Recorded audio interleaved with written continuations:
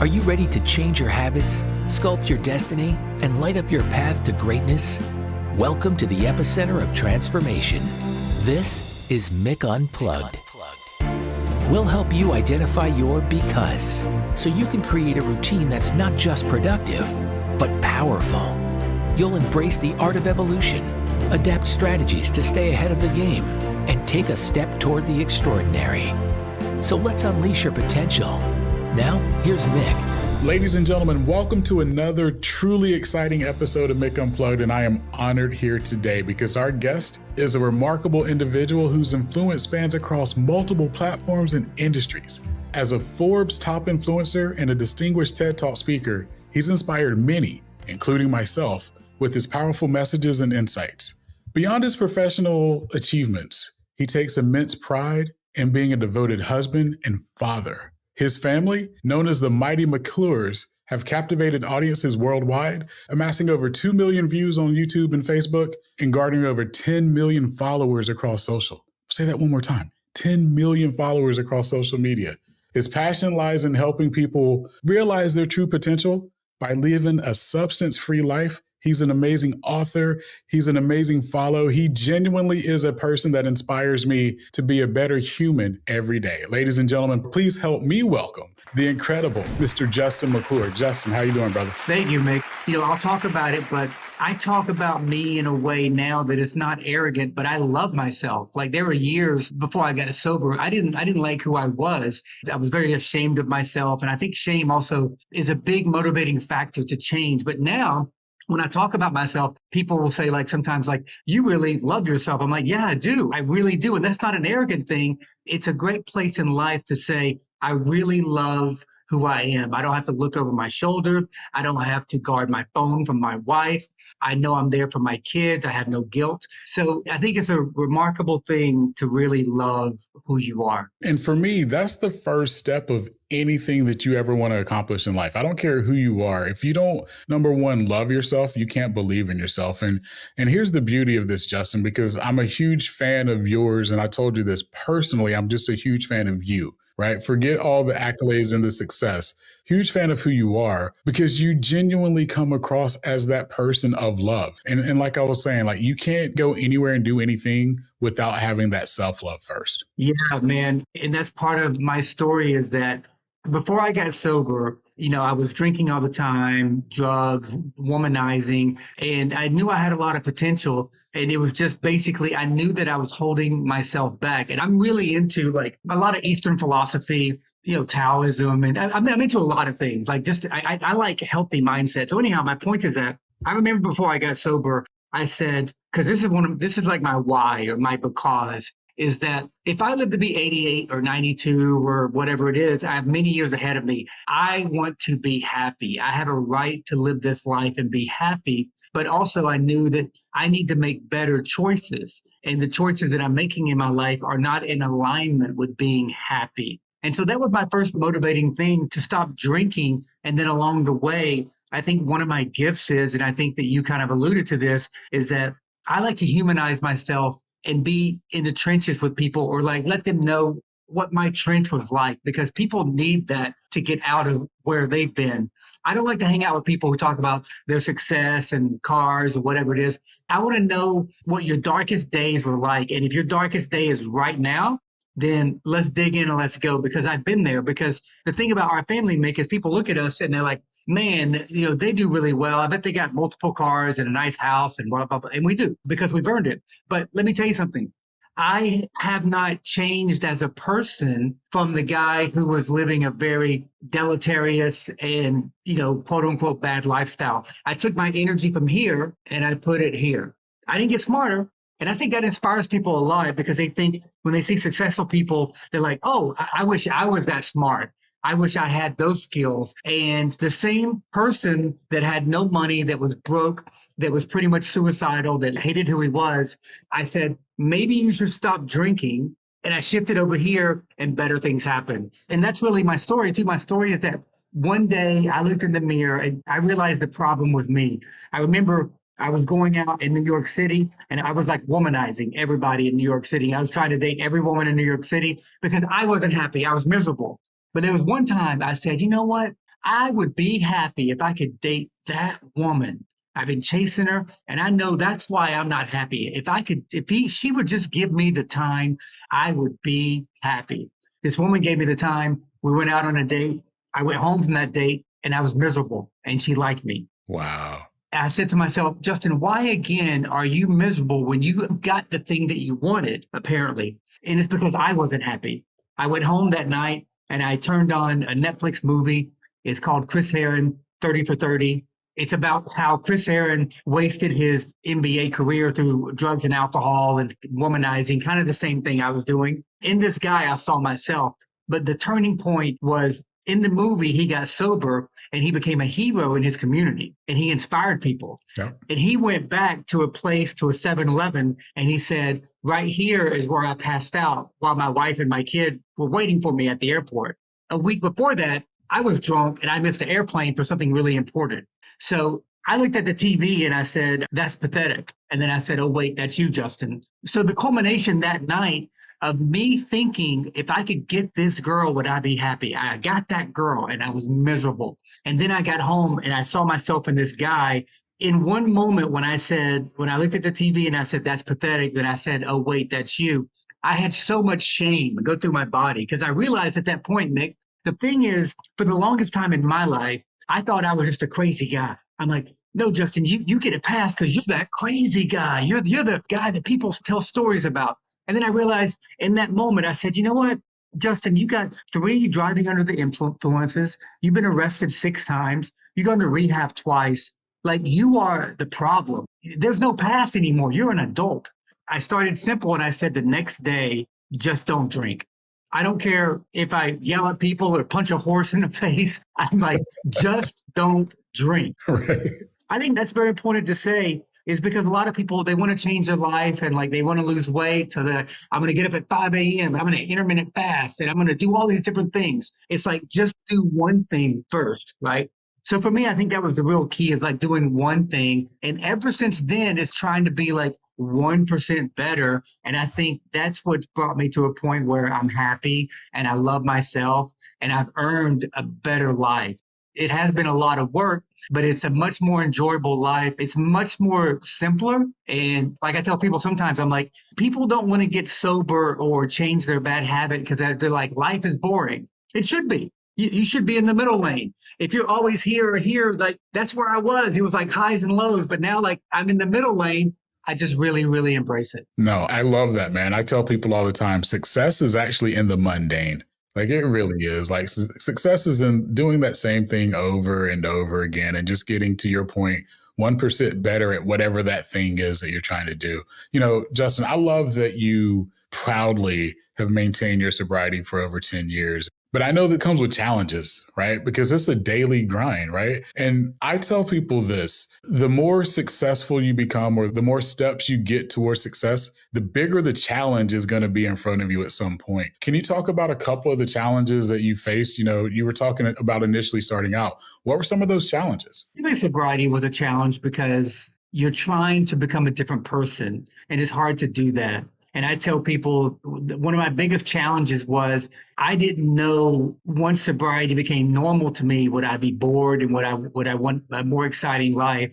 So one of the things I did is to remove that is I was living in New York City and every day at 5 o'clock when I got off work, like I had a job, but instead of taking the subway home, I walked 5 miles. I worked on Wall Street and I lived in Washington Heights. So it's all of Manhattan. So Wall Street is down here and Washington Heights is the top end of Manhattan. It's like 5 miles to get there. So I said, you know what, Justin, until you're strong enough in your mind psychologically, you're going to walk every day in the snow, in the rain, in the cold weather. Because I didn't know if I took the subway home, would I get home at 7:30 and be bored and say, you know what, I'm feeling frisky. I need to go out and get a drink and try to get laid, right? So I removed that for about 9 months. I walked every day to home after work. And so that was one of the biggest challenges for me. And then the next big challenge was after that, you know, sobriety is interesting when you do it the right way, because at some point you almost grieve yourself and you say, why have I done this to myself? Why have I chosen to abuse myself this way? Why did I make these decisions? And so I went to therapy. And I went to therapy every Wednesday. And I learned through therapy that because of a traumatic childhood and neglect, my mother had me at 16. My dad died when I was 4. So my mother was like 20. She was a widow. So we were very poor. There was a lot of neglect. My mom made bad decisions with men. So I learned through therapy, I needed to forgive myself for not thinking that I was enough to be loved, enough to be important to spend time with, because knowing my mother at her age, if she would have known better, she would have done better. And then when I put myself in her shoes, if I was a 20-year-old parent, I would have been horrible. I would have been really bad. So those 2 hurdles there were the biggest ones in early sobriety. And then the next big one, and this is probably the best one about my family, is that when I was in my addiction, I was a complete womanizer. And it wasn't because I wanted to get laid or whatever. It's because I was so insecure that I needed validation. I needed women to say, you're good looking, you're funny, you're worth being around. I like you around. But when that woman would like me, I would go to somebody else. When I got sober, I said, you know what? No dating, because you need to be sober from alcohol, drugs, women, everything. So no dating. A year and a half after being sober, I said, I think I'm ready. I'd like share my new life with maybe somebody. I think I'm secure enough to be sober with people. And so I was getting out of the subway in Washington Heights. And when I got out, I looked across the street. And there was this woman, and there were 2 guys behind her, and they were like, hey, baby, Washington Heights, like, hey, baby, chasing her down the street. I walked across the street. I walked right up to this woman, and I said, hey, listen, these guys behind you, they're chasing you. They're not going to leave you alone. Why don't you just pretend like you know me? I'll walk with you. They'll leave you alone, and, just walk with me. We walked around the corner, and that woman, became my wife. That's amazing, brother. So the powerful thing there is that I abstained from dating, and I met the person who became my wife without even trying, because I think, Mick, the people come into your life at the right time when you've earned it. It's not my timeline. I just need to keep doing the right thing, and I'll meet the right person. I'll meet the right relationships, the right business partner. Like, we'll all do that if we just stay patient and stay the course. So I think those were a few of my challenges early on. I love it, man. And you've turned that into a lot of things, right? But more importantly, I think you became the person that you were destined to be, right? I think a lot of times we as individuals hold ourselves back. Like 90% of the problem that most of us have is here with us. And you became the person that you were destined to be. And you're an amazing motivational speaker. I probably watch hundreds of your videos in a week, a lot of times the same ones, because you always have a great message. And so as a motivational speaker, and the things that you do from TED Talk presenting as well, what are some of the most important messages that you hope to convey with the audiences as you're speaking? I can think of 2 that are very important. And also, Mick, I appreciate what you're saying. I also don't speak from any cliches. I really, really speak from my heart, meaning that what I'm telling people right now is really what happened, what I apply in my life today and back then and always. One is people, places, things. People, places, things. When I got sober, I changed the people I was around. When I got sober, I took my phone, I deleted every contact, I formatted it. And I said, the people that need to contact me will. I don't need to have any temptations. I need a new set of people. If my sister wants to get in touch with me, or my mom, whoever, they're going to reach out to me, and I'll save their number. But I'm going to get rid of all the people. Places.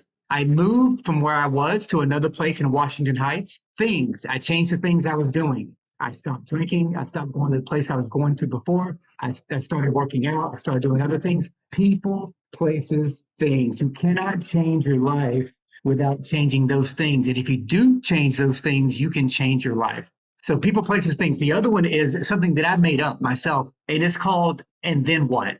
I think I made it up. So it's called And Then What?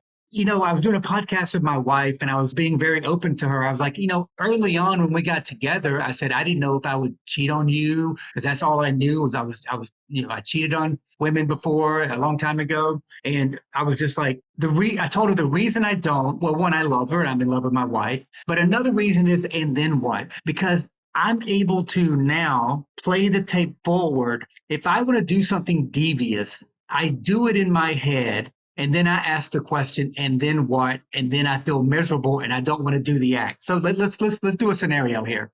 let's say that a lot of people can't resist temptation and they don't have discipline. So they go do a bad thing. So I'm just going to make this up. This is not true, but I'm going to make this up. What if I was somewhere? Because right now I'm in New York. I'm away from my family. I'm at Damon John's house, actually. So I'm away from my family. What if I went out and I saw a woman and I'm like, man, she's beautiful. Nobody knows that I'm here. It's like, whatever. So what I do in my mind is I say, okay, Justin, let's say you go talk to her and let's say that she's interested in you. And let's say she wants you to go home with her. And let's say that you end up having sex. And then what? And then what? And then what? And then I'm laying there miserable, feeling guilty and shame. And I run out. Scared. Everything. Right. Everything. So the and then what is really a powerful thing for in my mind. If I think about, eating bad, it could be as simple as anything. I always ask myself, okay, so let's say that thing happens and then what? That is so powerful to me. It allows you to almost like live it in your mind. And then you just say, okay, no, I don't want to do that. Those are really two really powerful things that day to day, like I really believe in. I would say the other one is just really being patient, meaning that a lot of people want things right now. When I got patient and when I got sober, I said, just don't drink. When it got bad, I would just get angry and sad, and I would sit there and be angry and sad because I knew that's how life is sometimes. You can't escape it through drugs and alcohol and other things. You just got to be sad. You got to be patient. When we started our business, I mentioned a minute ago, Damon John on Shark Tank. He's my business partner. People say, Justin, are you surprised Damon John is in your life? And I'm like, no, I'm not. Because if you stay the course and you stay positive and you keep doing what you should be doing in life, do not be surprised at the amazing people who will come into your life and help you because you earned it. So the patience is another thing. And like I had a meeting today and at the end of the meeting earlier today, and they were just like, Justin, you didn't speak about in this meeting like anything that you wanted, but and whatever. I'm like, I don't want anything. I've already won. I got a beautiful family. It's like I've got some money in the bank. It's like I don't need anything. So when you are that way, it allows you to be fully present with people, and it allows you to go back once again to how we started the conversation, to really love yourself because you already have what you need. And I think if you can admit that, that's true gratitude. Wholeheartedly, man. And you're exactly right. And I said it earlier, like you're exactly where you are supposed to be, but you also earned it, right? Like success, I tell people this, it doesn't fall in your lap. And anyone that tells you, if you do these 5 things, you'll be successful, turn and run because you have to put in the work. You have to be diligent to do that. Mick, years ago, I got DUIs and I went to jail. I earned that too. So it's like people say, like a pedestal, like this guy's got that thing. I earned it. But the same guy, I didn't get smarter in a previous life.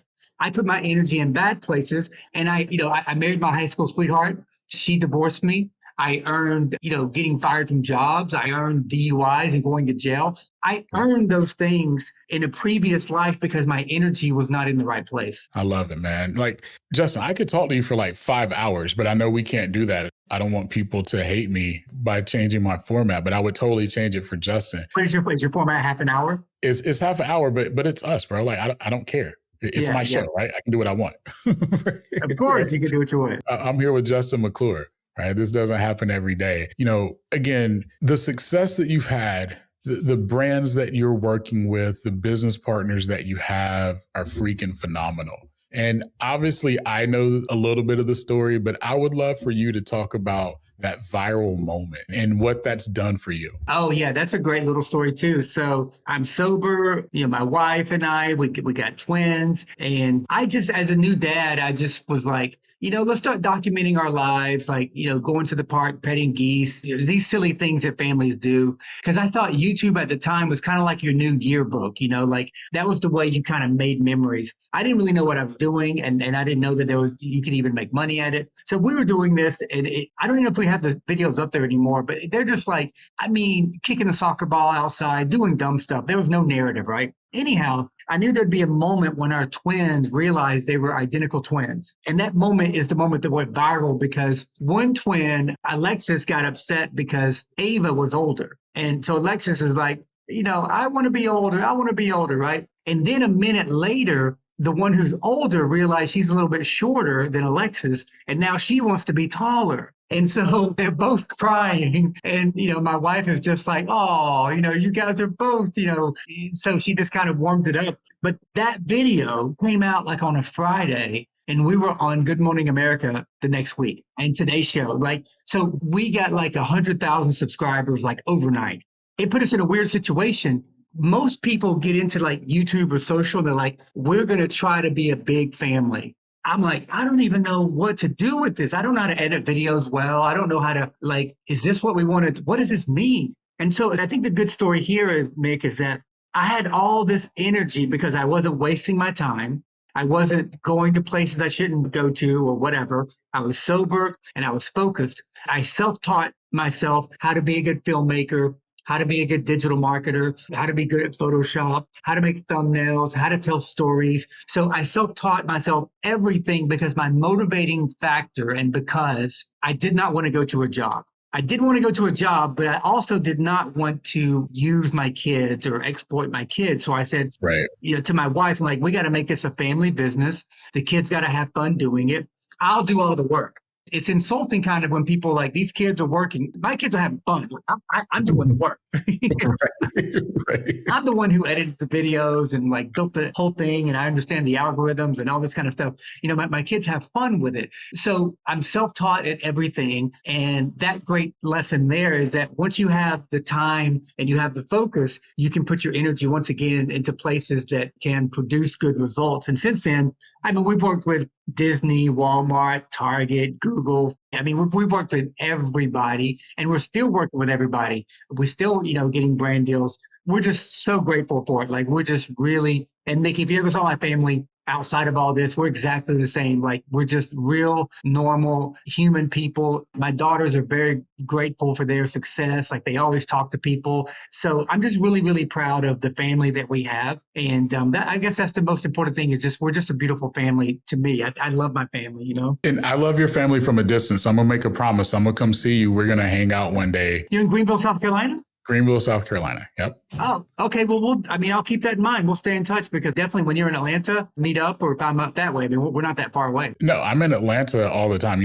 My personal mentor is Les Brown. He lives in Atlanta. I actually was just in Atlanta yesterday, doing some things with Les. So I'm always in Atlanta, and it's only an hour and a half from here. So we can definitely make that done, happen. Man. Next time you're around, if I'm around, let's make some time. Absolutely. And we're going to have to do part 2, because there's so much that I want to get into. I definitely wanted to talk about you, because to me, that's more important than anything you've done. It's the human that you are. And that's what attracted me to you on social, right? It wasn't the fame of Justin McClure. It was the story and what you just said, your because. And to me, I resonate completely with that. And I know that there's so much more that we can and should get into, because you have some amazing tips and strategies on social and algorithms and how to do this the right way. Because, I tell people this: when you're trying to go viral, you fail, right? When you're trying, you fail.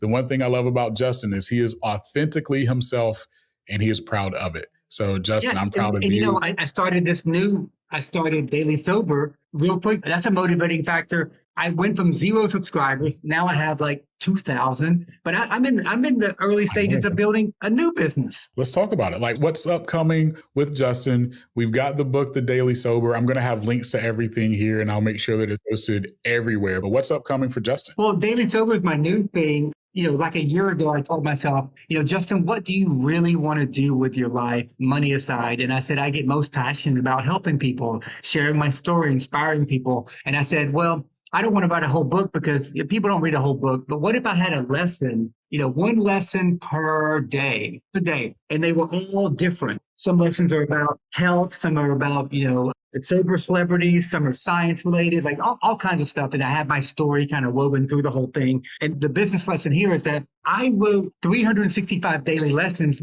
because I knew that would be 365 pieces of content I wouldn't have to think about. If every lesson is 1 minute long, like today's lesson is, real quick, what is today? July 26th. So on July 26th, I'm going to put out a video today, and it's going to be called Living Today is the Gift. So love it. What content do I need to do today? I'm going to read this, and I'm going to put it down, and I'm going to do the video. I've been selling a lot of books because people oh, that was really good. Where'd that come from? The book he's holding up. And the other cool thing about it is I don't even tell people they have to buy the book. Like I give it all away for free. If you go to my Instagram or go to the website, it's all there for free because I really want to help people. If you really want to help people, you'll just say, hey, here it is. And the last thing I'll say is that years ago, I didn't go into sobriety on a winning streak. I read things, I watched things that changed my life.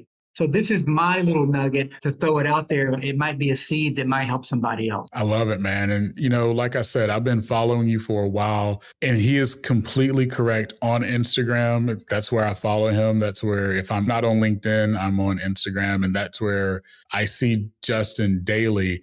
And he does give it away for free. And he doesn't like shortchange. It's not a tease, right? A lot of folks try to tease to upsell you into something. It's authentic. Every day you're getting wisdom. And I'm going to tell you this. I don't care who you are, where you are. Like I follow Justin and I get a lot of mindset, right? Like he helps me with my outlook on the day. And that's what I appreciate, Justin. Number one, that you're authentic. Number two, you're genuine. And number three, you're just a great freaking dude, man. And like the world needs more great freaking. You made my day. I already felt good. I had a good workout in, but now, man, I feel way better. Like the things you're saying, man, I really just appreciate that. And it's also, I have bad days too. So what you're saying is a blessing because it encourages me just to stay who I am because people are saying these things about this person. So on my bad days, I'll think about things like you're saying and I'll be like, yeah, just stay the course. That's it. Well, Justin, we're going to do part 2 some other time because I want to get deep into teaching people how to do a lot of the techniques and strategies that you use. But again, I know you are one of the busiest people that I know. Honored to have you here with me today. It means a lot. And I know the listeners got a lot out of this. I'm going to make sure that I post everywhere that you can find Justin. Justin is one of those people that can say this phrase right here, Google me. You can Google Justin and everything's going to come up, but I'll make sure I'll pop links in too. And the daily habits he's talking about, make sure that you're doing it, the daily sober, everything. He's a freaking winner. He is my guy, Justin McClure. I love you, brother. Thank you so much for having me on, man. I'm grateful. You got it. And to all the listeners, remember, your because is your superpower. Go unleash it. Thanks for listening to Mick Unplugged. We hope this episode helps you take the next step toward the extraordinary and launches a revolution in your life. Don't forget to rate and review the podcast, and be sure to check us out on YouTube at Mick Unplugged. Remember, stay empowered, stay inspired, and stay unplugged.